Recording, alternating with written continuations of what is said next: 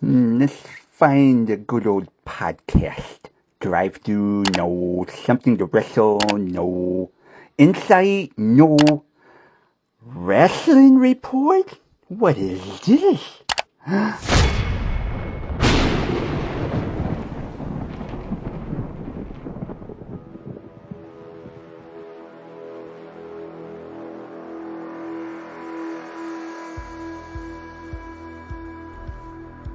Hello, I would like to take you on a journey into the world of professional wrestling.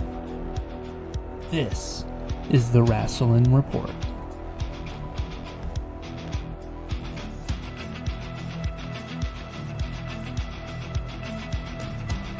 Alright, hello everybody, and welcome to another episode of the Rasslin Report. I am your host, John Ale, and I will talk to you about nothing but my passion, and that's wrestling.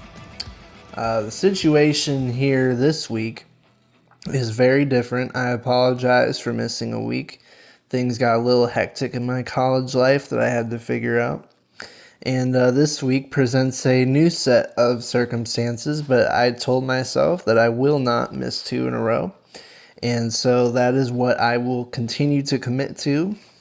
I have no microphone at the moment, so the things are a little shady, a lot of technical difficulties, but we are sticking to the bare bones, sticks and stones. I'm recording from my phone. I hope that the audio is as best as it can be. It's given the circumstances, right? So, show must go on. This is a very big show. It's a very big week. I could not miss this week no matter what, because so much stuff has gone on between the week I was gone and between the week that has just occurred. And today is WrestleMania Night 1. So there is so much to go over with this show today, so I just figured I would get that out of the way. And my apologies if the audio is not as pristine as I would maybe want it to be, or maybe you'd want it to be. So I will fix it. It will be good as new next week or a few weeks. So this won't be long term. Don't worry.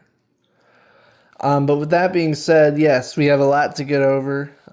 This is the final Raw and SmackDown before WrestleMania, which means they had to send everything home. They had to drive every point they needed to about every storyline going into it.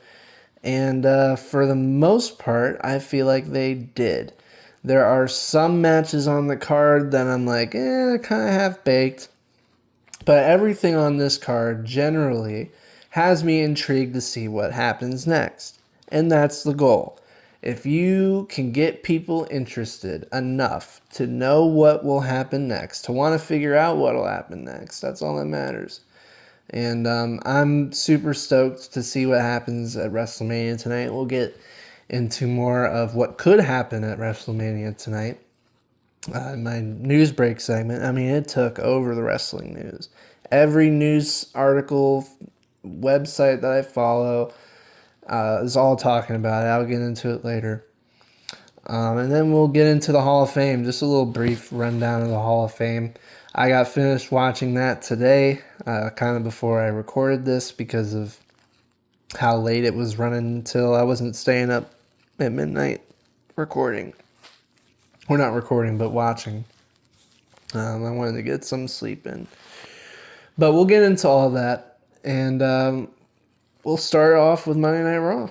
So what I really want to start with is the Liv Morgan and Stephanie Vaquer stuff. Now, I said in my last episode that I wanted to see Liv and Stephanie's story kind of pick up from where it was. It was kind of stagnant.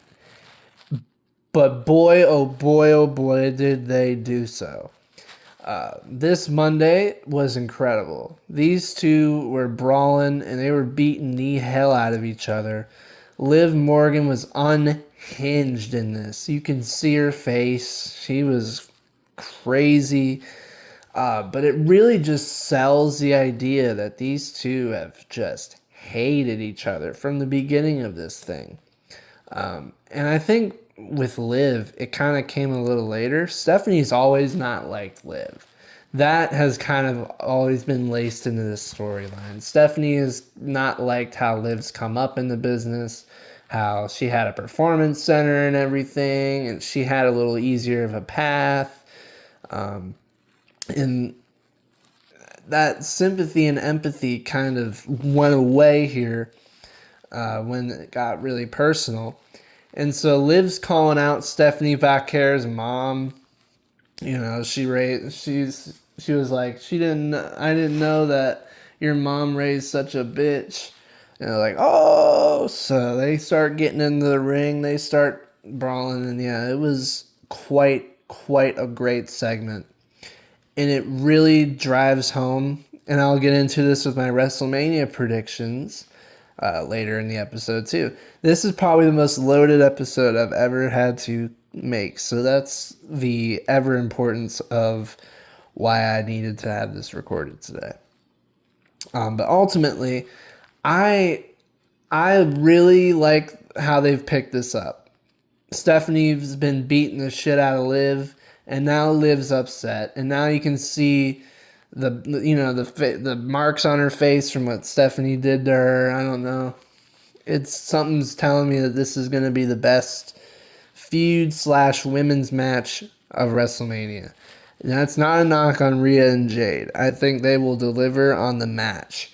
I just think on the story-wise, Liv and Stephanie Vacquer have infinitely done a better job. I don't know. Maybe that's just because of circumstances provided. I'm not sure. But I'm super excited to see this thing. This thing ended off perfectly. This is the circumstance where this is a rivalry where talking is kind of thrown out the window at this point. They've said everything they've needed to say to each other. There were some feuds that were maybe missing a few things to be said. And I'll get into that later with Punk and Roman, but this is what was needed for the feud. And I'm super excited to see how it goes. I'll get into who I think will win later on. And speaking of which, we got the Brock Lesnar and Oba Femi contract signing. These two signed the contract for their match completely separate. There was security everywhere. There was Triple H. There was Adam Pearce. These two have been going ape nuts on each other for weeks on end. And I don't know when this thing is going to send Oba into the stratosphere, but I imagine once he has beaten Brock Lesnar, I'm just going to say it right now, Oba Femi is probably going to beat Brock Lesnar. But just in the way that he carries himself, just the way that he dresses even, it's always important when you're a professional wrestler to dress the part. You know, part of your dress is super important. That's why Ric Flair was so popular. It wasn't just because he could get in the ring and wrestle, but it was because he had the nice suits on, he had the watches. And so, like, how you look and how you carry yourself is a big part of how you can quote, get over, right? So I like what they're doing here in making Oba Femi seemingly the next Brock Lesnar. Because what Paul Heyman said to Oba on Monday is absolutely true.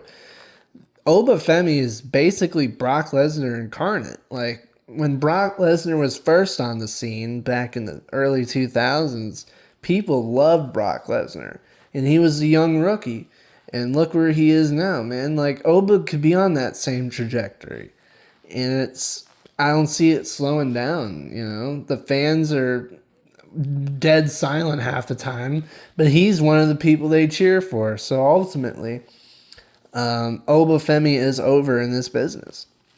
And at the end of the day, this is his launching point. This is how you launch him into the absolute stratosphere. So I'm super excited for that. And then we have a brawl with Seth Rollins and Gunther. For a match that probably was not planned, for a match that was not supposed to happen. I think plenty of other things were supposed to happen instead. I like how they've kind of taken this.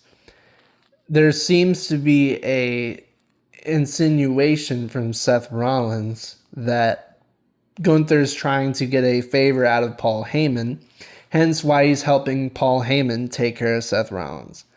And that could be true. My theory, and a lot of other people's theories, is that Gunther wants to eventually retire Brock Lesnar at SummerSlam. Because we all know that that's when Brock Lesnar's last match is going to be. And I imagine Gunther, if he beats Seth Rollins at WrestleMania, is going to have a favor that is now owed to him by Paul Heyman. And that favor might very well be, I want to fight Brock Lesnar at WrestleMania on his last match so I can add another career to my list. He could. That could be an option. He is the career killer. I could see it happening. But ultimately, despite all of that, this match has been probably wanted by fans for a while.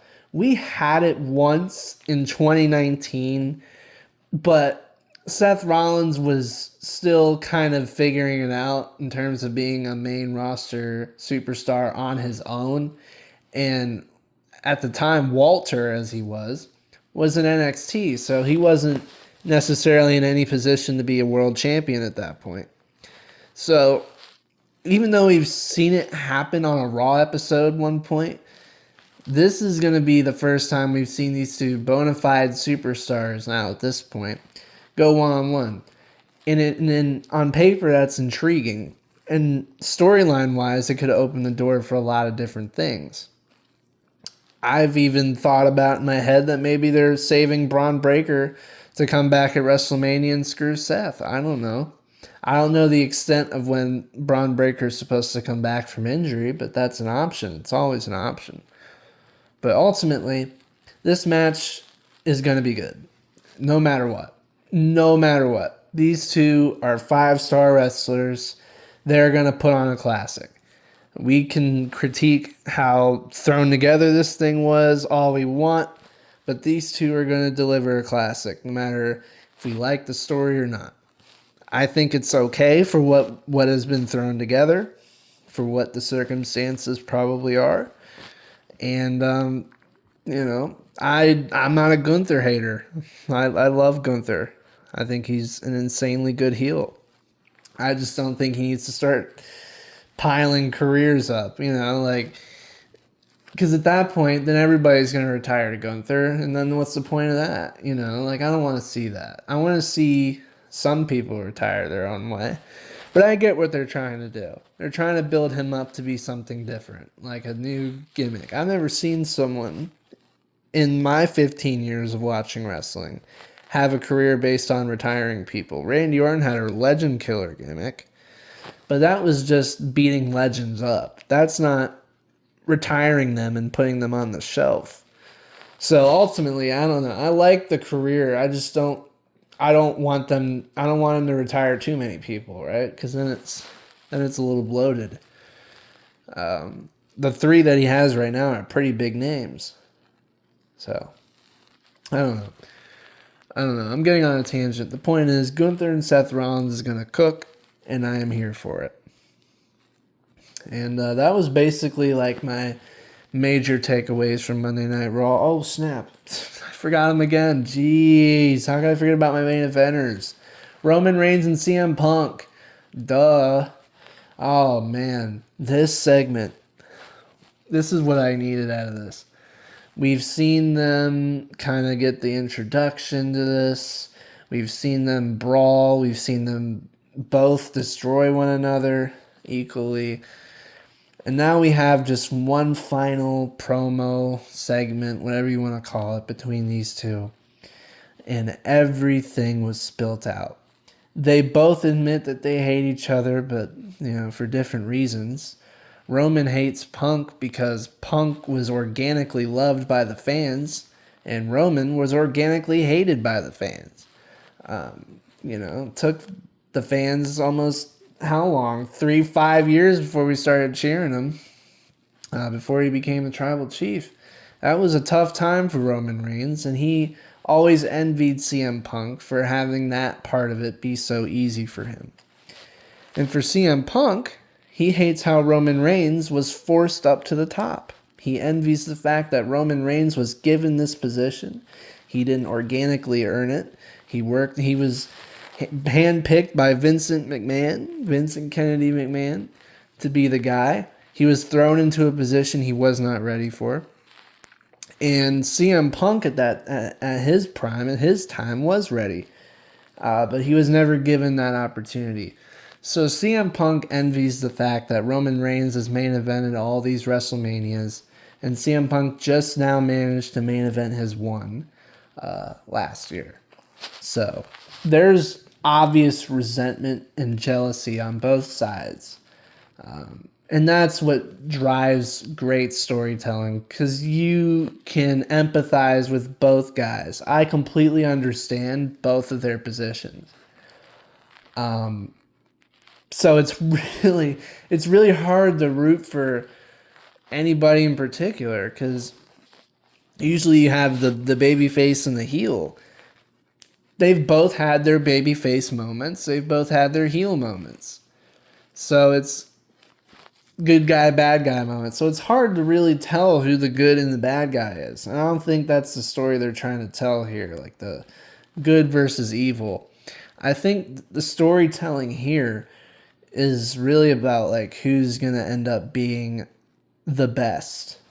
And that's obviously a storyline that's used forever, but it's all about how you tell it, right? As long as the theme's going to always be constant.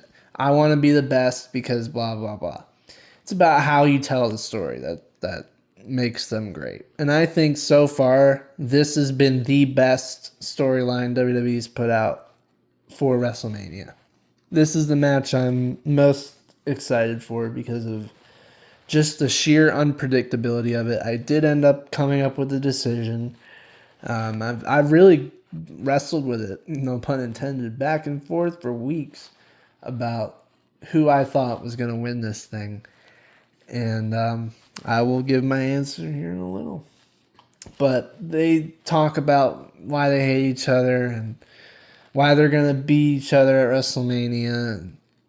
And, leaves a perfect open-ended conclusion. And they finally stare off one last time. And that's how we cut off Raw, and that's how we move into WrestleMania on the Raw side of things. Oh, and Rusev destroyed everybody in his ladder match field. I'll get into that too in a minute. Why I think that might be a fake out. But overall, I think Raw was good. I think Raw was really good.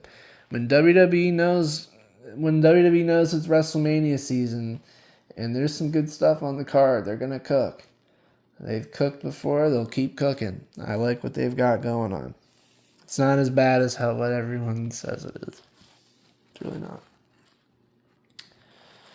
And then we move on to Friday Night SmackDown.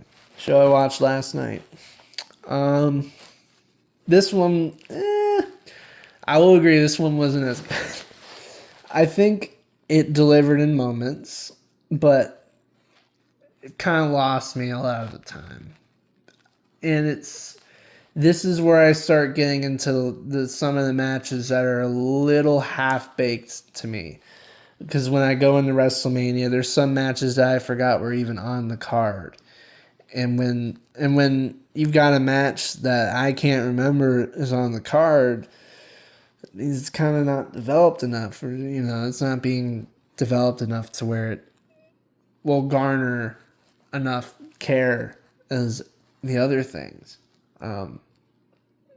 People will be watching these matches just to get to the main event or whatever match they're interested in. But anyway, I'll get into that in a second.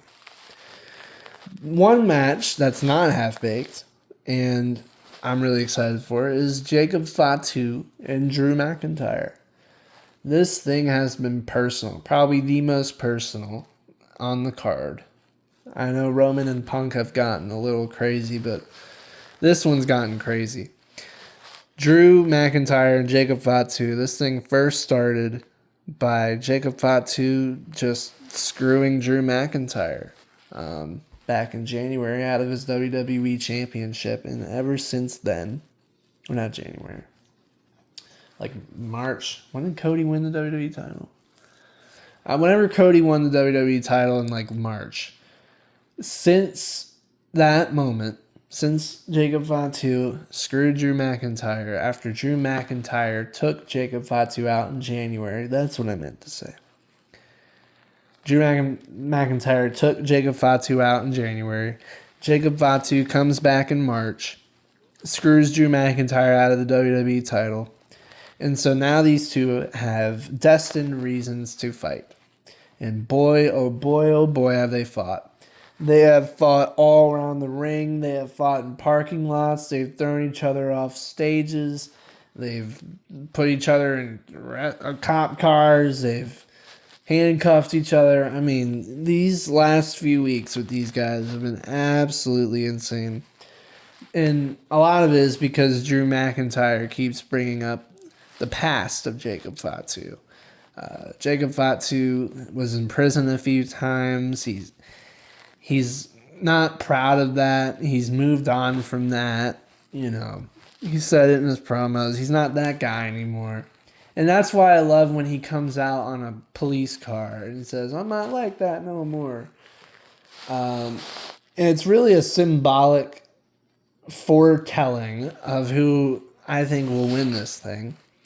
Because the fact that we didn't see Drew McIntyre come out while Jacob Fatu was out there talking on the car. And he just tells Drew that at WrestleMania, he's going to end them. He's going to put an end to this.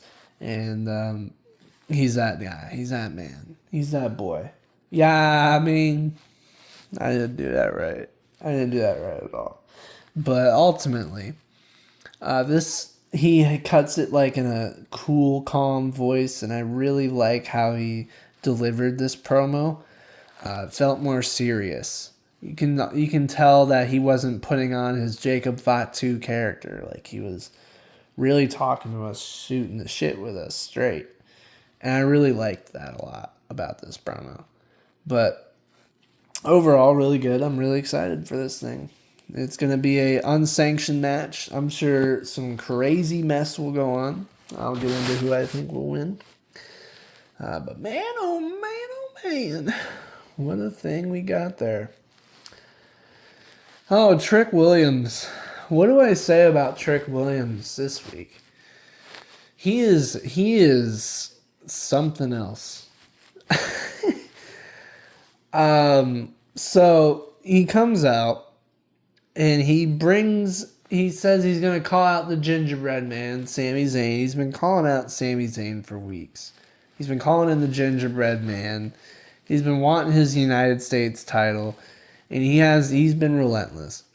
So we hear Sami Zayn's music, and we think it's Sami Zayn, but alas, it's a Gingerbread Man. Just right. Oh my god. And he was just in the corner, and so Sami Zayn comes out. Oh my god. And Sami's like, dude, poor Sami's getting booed out of the building. But listen, bro, as much as I love Sami Zayn, Trick Williams right now is just hilarious. I was not expecting a Gingerbread Man out there. And it's the one from Shrek, you know, like it's... So anyway, Sammy's like, dude, I'm not playing these games with you. So they eventually get to brawling. And so Sami Zayn gives a haluva kick to the Gingerbread Man. His head goes backward. I couldn't tell you how much I laughed at that segment just last night, but... Oh, it's just so silly. Like, it's something you'd expect out of, like, a Vince McMahon promo or something. Oh, but it's so entertaining at the same time because it just makes sense. It's just so random. But ultimately, I really enjoyed this segment. I think I dropped my recording device, aka my phone. Ultimately, I really enjoyed this segment, this whole thing, and man, oh man, oh man, Trick Williams was gonna be a star, boy. All right, now there's a tradition on every SmackDown before the WrestleMania that there is a Andre the Giant Memorial Battle Royal. And if you're not familiar with the concept of a Battle Royal, there's basically, 15 or 20 guys or girls that get in there, and you gotta throw your opponent over the top rope with both feet touching the floor to eliminate them. So, like, all these people are in the ring at once. And it's a last man standing kind of scenario, so you have to throw everybody out to win. And so they've been doing this Andre the Giant Memorial Battle Royal for really about a few years. They used to have it on the actual show, but now it's relegated to Raw and SmackDown to kind of cut time on WrestleMania, which is I'm so glad they did that. Because WrestleManias used to be like 7 hours long, and it was like brutal to get through. But ultimately, I've been wanting to see Royce Keys, and if you don't remember Royce Keys debuted at the Royal Rumble this year. I talked about it in my Rumble report, but I was wondering what they were going to do with him, because at this point it's been 3 months since the Rumble. He debuted a long time ago, and we haven't done anything with him.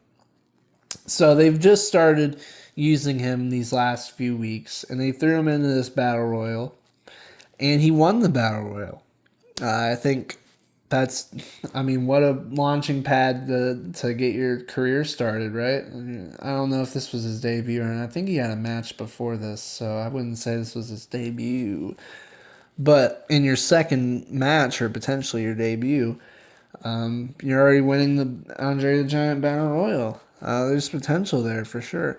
There's so many guys I could see Royce Keys get in there with, and I'm hoping that WWE keeps the ball rolling with him, because his story alone is so inspirational. You can't fake that, you know what I mean? Like, he needs to get a chance. I hope he gets more of a chance past this. We'll just have to see what goes on. But I'm super excited for Royce Keys, a.k.a. Powerhouse Hobbs. Used to be in AEW. And I'm looking forward to it. I want to see what he can do in a promo, because we've seen a bunch of vignettes. But I want to see what he can do in a promo.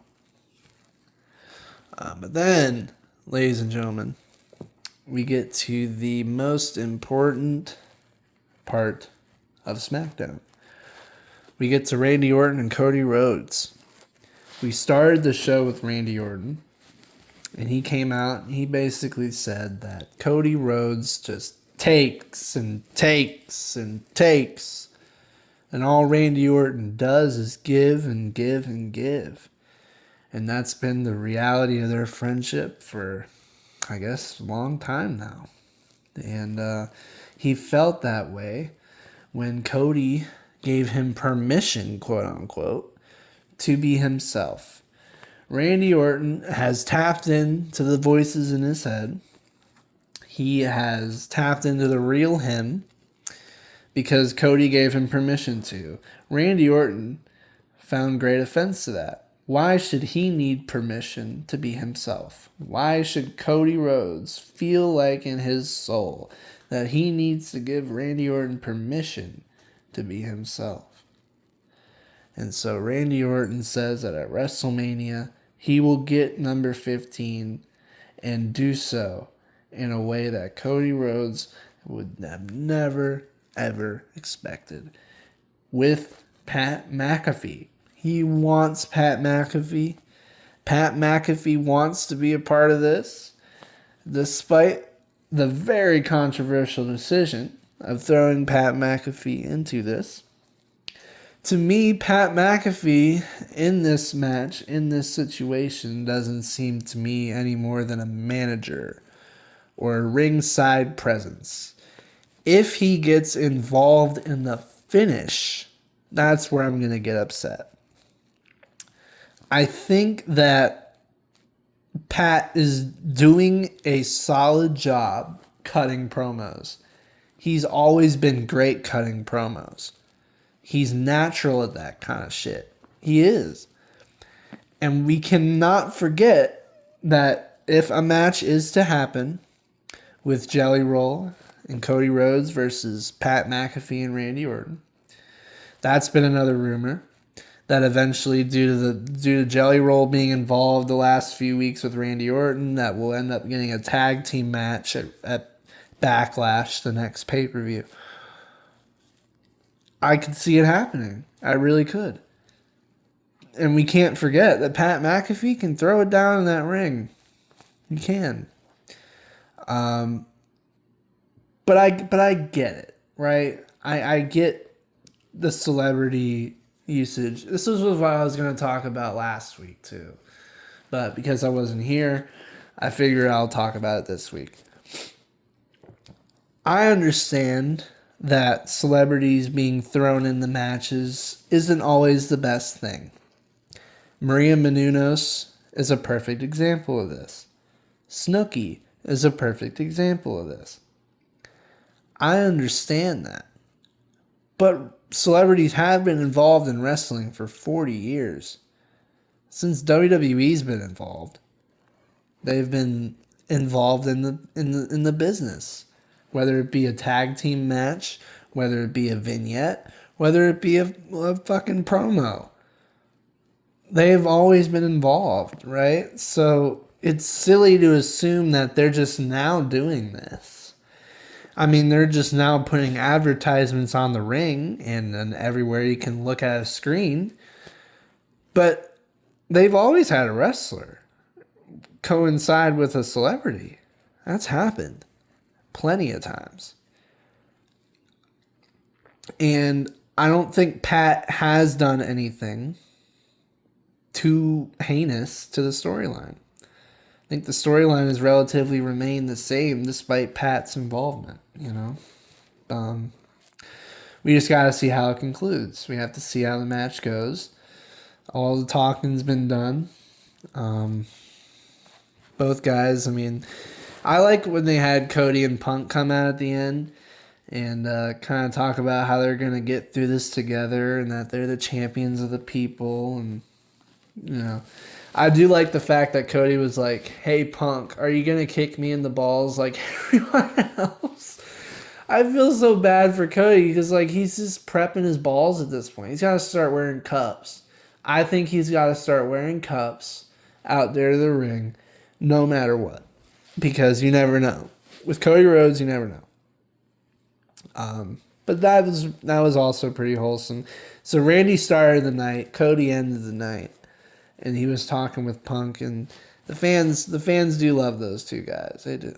I love those two guys. They're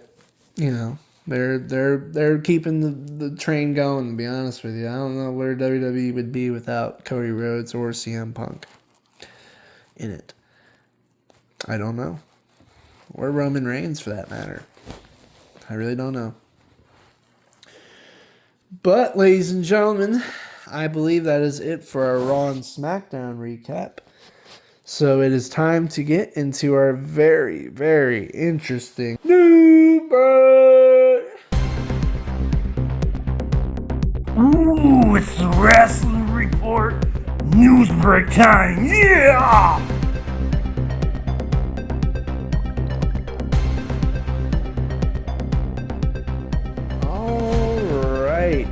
So, where do I even begin? I think I'm going to start with something wholesome. So the WWE unveiled a new Hulk Hogan statue. They unveiled this during the WWE World Experience or whatever, where you can meet people and get your autographs or whatever. And this was inevitable, right? Hulk Hogan is a part of wrestling fabric, let alone WWE fabric. And you can't have it without Hogan, despite what you may feel about Hogan. And at the end of the day, I think that maybe this is why we've seen Hulk Hogan's son more and more often, right? Maybe he's trying to get himself more and more involved with the company in whatever way. I'm not necessarily sure, but maybe he's wanting to carry on his father's legacy in some way. I don't know what that would be, but his legacy stands on its own. No one's ever going to be able to replicate that legacy.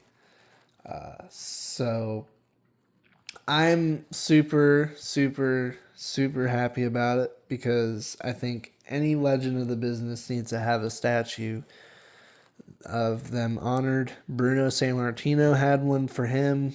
It just makes sense to have the best of all time. Ric Flair had one.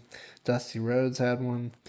You just got to do that. You got to do that. Regardless of what you may feel about somebody, or regardless of what they have said, Hulk Hogan was a legend of the business, and he deserves a statue, and he deserves to be called one of the greatest of all time. Easily. And coming out of AEW's camp, this was actually something I was quite happy about. Darby Allin has won the AEW World Heavyweight Championship. That has been somebody who I've wanted to see win the AEW World Championship since AEW came about. Darby Allin is a one-of-one person and a one-of-one superstar. He is like Jeff Hardy and Spike Dudley on crack. That is basically Darby Allin. And I pray for his health every day, because some of the stuff that he does is like, oh my God. But he lives the daredevil life. This guy climbed Mount Everest. Like, this guy is something else. And ultimately, he's one of AEW's workhorses. He has delivered so many classic moments, so many classic memories for AEW. And it was only a matter of time before he was going to be world champion. He was going to probably win it with the Death Rider stuff last year, but if he didn't go to Everest. So now is the time to give him the world title. He beat MJF for it. It was great. I loved it. I love that decision, and I love to see where they'll go with that now that he's finally gotten his hands on the major title. And I would say AEW's been doing really good recently, right? When wrestling's doing good everywhere, then we're cooking. Competition's great. Competition is necessary. You can't have one or the other. Never really works out that way.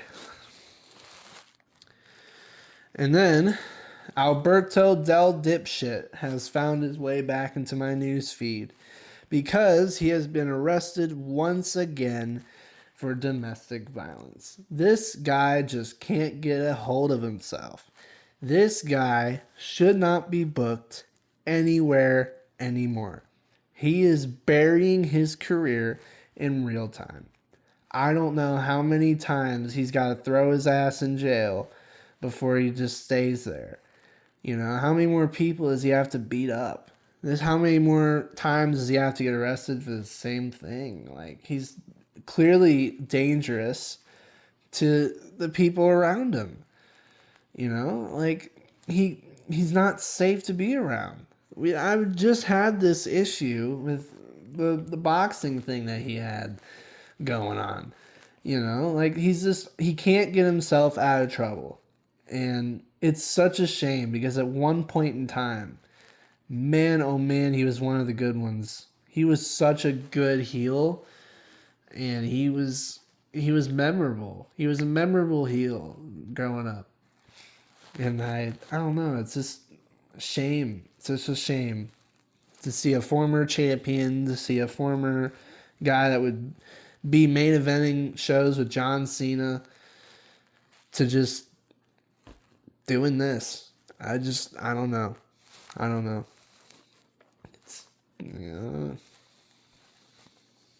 And with that, ladies and gentlemen, I'll get into my Hall of Fame wings segment.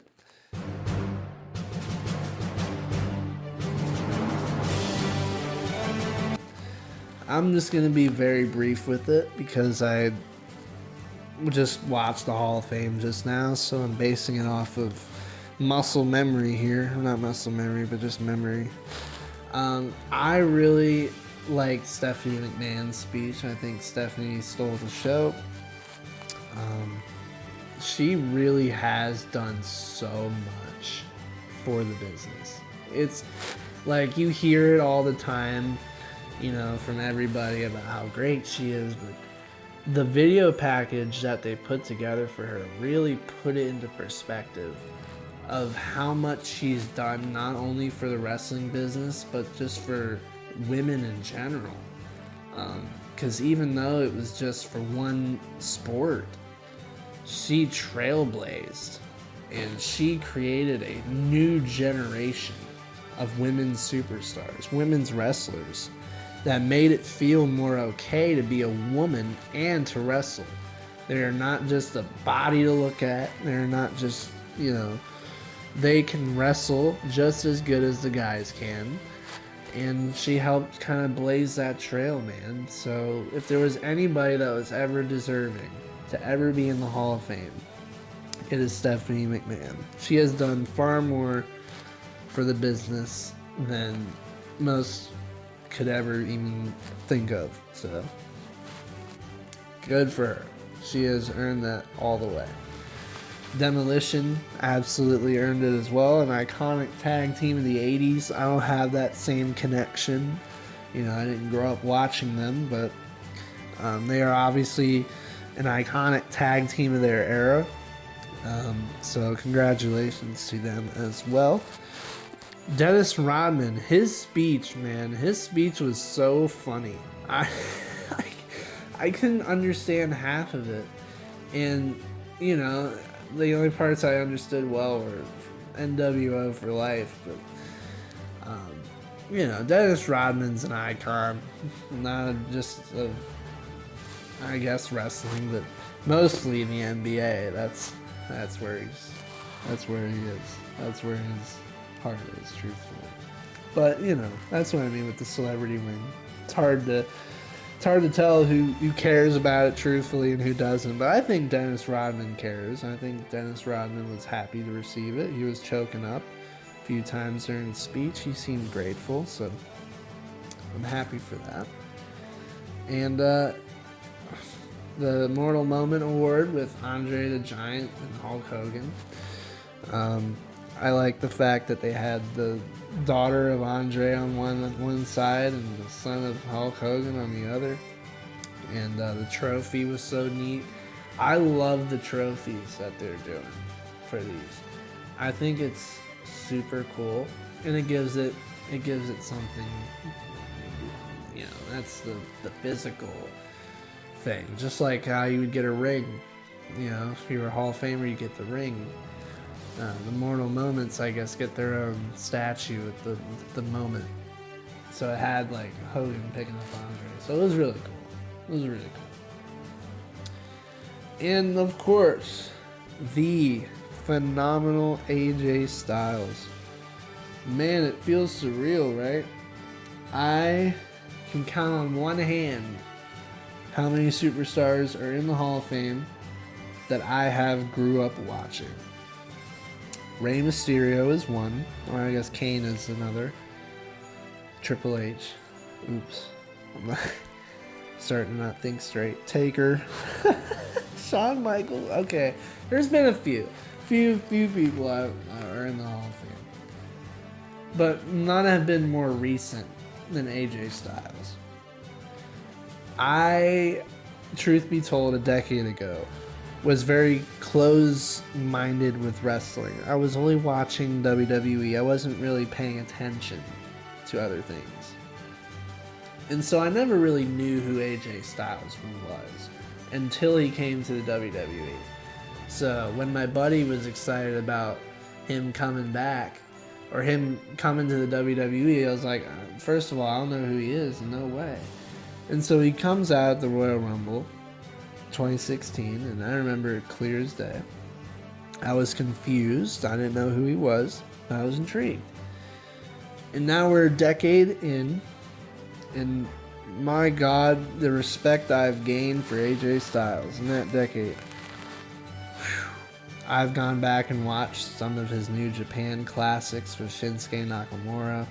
I've gone back and watched some of his TNA stuff, being the Lone Wolf. I have tuned in, studied AJ Styles because I found out, like many other people found out, that he is one of the greatest professional wrestlers to have ever stepped into the ring. He is so talented. He is phenomenal, as he would call himself. And I am super glad that they have put him in the Hall of Fame immediately. I think that needs to start becoming normalized. Because the truth is, if you've got somebody that great, why wait? John Cena is another one. I know his schedule's super complicated, so who knows when he'll ever get into the Hall of Fame. Right? I would say throw him in next year. Right? But his schedule, who knows when he'll get into the Hall of Fame. The point is, when there's an opportunity to get one of the greatest of all time in immediately after they retired, you take it. And they took it. And so, yeah, no, AJ deserves it. I think, hell, if he really wanted to, he says he's starting to get wrestling withdrawal. He could get back in there. You know, not everybody, literally every wrestler ever has come back at least once from retirement. Somebody could break the record. I'm thinking it could be John Cena. But him and AJ Styles now have a job to do. They have to live up to their word of being retired and staying retired. We'll have to see if that remains a thing or not. But regardless, AJ is a Hall of Famer. And he has deserved that, even for that one decade that he was in the WWE. Because in that one decade, he made so many memories and so many cool things happen. I remember the first pay-per-view I ever went to, Backlash 2016. I was in Richmond, Virginia. So at that point, not a lot of pay-per-views necessarily made our way. But Backlash did. And the main event was Dean Ambrose versus AJ Styles for the WWE Championship. At that point, AJ Styles was just a few months in. I was there to witness him win his first WWE Championship. That will be a pretty cool moment that I will always be able to cherish. And, you know, that's, I think, why I've gained to love AJ Styles so much. It's because I found out that night at Backlash, and plenty on after that this guy is one of the greatest wrestlers I've ever seen. So he deserves all that and more. So congratulations to AJ Styles on your incredible career. You've earned it all. You're the man. You're the man. All right, ladies and gentlemen, now we're going to get into the most juicy part of this podcast. We're going to get into the predictions. We're going to get into what the hell is going to go on tomorrow, or today and tomorrow. What's going to go on tonight, and what's going to go on tomorrow night. And boy, oh boy, I have had a long time to sit this through. We'll see if I end up being correct by the time the next two episodes come out. So we're going to go over first with night one, the one I will be covering first. And that will be a 6-man tag team match between The Vision, which consists of Logan Paul and Austin Theory, the current tag team champions, and I Show Speed. Yes, Speed will be in this match. Versus the Usos and LA Knight. So I think the Vision gets the win here. And as much as I love LA Knight, and I could make a million different arguments for why this man needs better, deserves better,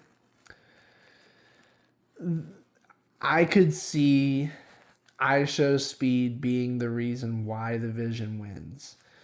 Because he's going to be that ace in the hole. He's going to be that guy that no one prepared for. You know, LA Knight and the Usos, they've fought Logan Paul and Austin Theory. They're used to these two guys. They're not used to Speed. They don't know what Speed's going to bring to this match, and I think that's going to be the ultimate dark horse in this thing. And that will ultimately be what helps the Vision win. Because after losing so much, I think they need a big win like this at WrestleMania ultimately. And I think beating the Usos, I think if it would have just been a tag team match and left Speed and LA Knight out of it, I don't know. That's where it gets a little... Because the Usos can take a loss. My God, they're the greatest tag team of all time. But LA Knight, anyway. Ultimately, I think the Vision needs a win like this, and they will probably end up getting a win like that due to ISO Speed, probably. And then we got Jacob Fatu and Drew McIntyre. Oh, this thing's going to be a slaughterhouse. These two are going to beat the hell out of each other. Who I think is going to win is a different story. If you're trying to build Jacob Fatu up to be a world championship contender, this is the match you have him win. Now, if you want Drew McIntyre to get back into the WWE title scene, depending on who you want to be champion coming out of WrestleMania, I still think Jacob Fatu is probably the best choice. Drew McIntyre just came off of a WWE title run. They can clearly give it to him at a random point. So I imagine maybe he'll end up getting it again at some point down the line. However, I think Jacob Fatu could probably use this match, could probably use the momentum he got on SmackDown. Drew wasn't even there. So, I think the momentum is 100% behind Jacob Fatu. And I think that Jacob Fatu needs to be the guy that wins here. So that maybe we can propel him up to a world title match, maybe at some point. Because that guy would be such a good world champion. We've seen what he can do with the United States title, and I just imagine the world title would be even better. So, there's no Jacob Fatu haters also. I don't see any Jacob Fatu haters. Those don't exist. Not to my knowledge. But then we've got AJ Lee and Becky Lynch for the Women's Intercontinental title. This thing's been going for months and months. And it will end at WrestleMania. And it will end with AJ Lee putting an end to Becky Lynch. This is one of those stories where the good guy must prevail. Because the bad guy has prevailed a few times. And I think Becky doesn't need the Intercontinental title anymore. I think she helped make it, worthwhile. She helped build it from the ground up. So I think she doesn't necessarily need to be involved in the title scene anymore. She can go back up to the world title picture. Because I think she's that good. Like, what she's doing now, her character right now, her gimmick right now. She doesn't need to be caught up in the IC title picture. And right now, AJ Lee just got into the IC title picture. So I think she needs time with that. And I'm almost certain that Becky will give her that time. So AJ Lee probably will get the win here. She probably will hang on to her Intercontinental title. And we'll probably see Becky go on some other direction, potentially world title direction. Stephanie Vaquer direction. I don't know, depending on how that one goes. Then we got, we'll get right to it. Stephanie Vaquer and Liv Morgan for the women's world title. Man. This is one of my harder decisions. You can't go wrong, I don't think, with who wins, because people love Liv and people love Stephanie. And that's hard to ignore. So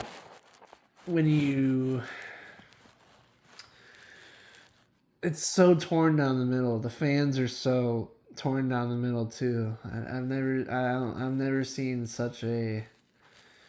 I don't know what's gonna happen here. But I think the one thing that tipped the scales for me in terms of who's gonna win this match was the fact that Liv Morgan dropped a music video. And the fact that Liv Morgan dropped a music video just shortly before WrestleMania has to let me know that the signs are leaning towards Liv Morgan. The momentum seems to be heading towards Liv Morgan. Stephanie McCare will be just fine if she loses at WrestleMania. But I just think like that little extra thing that Liv did had to have been for something. Had to have been for a WrestleMania moment. Had to have been for a big time moment.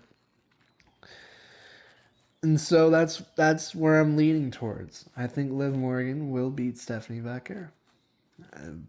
It will probably be some shenanigans. It will probably be some BS. It'll probably be some referee entanglements.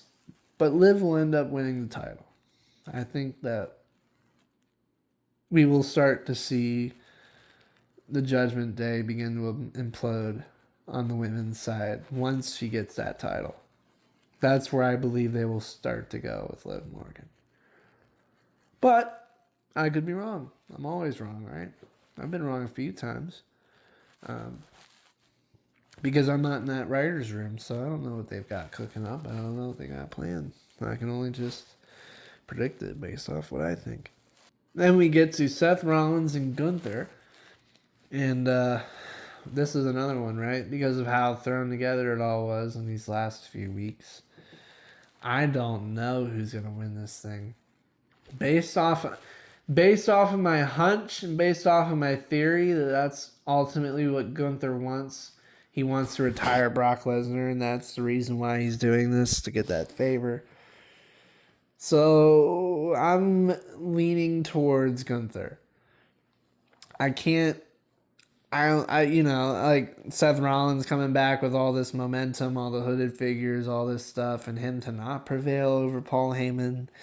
Like, I get that narrative, but I think they're trying to tell a different story here. I think they're trying to tell the story of Gunther eventually fighting Brock Lesnar and beating Seth Rollins at WrestleMania and putting an end to this for Paul Heyman could set up for that. And WWE's got to end the current storylines, but also create new ones at the same time. So that's what I believe they'll do. They'll end this storyline and create a new one.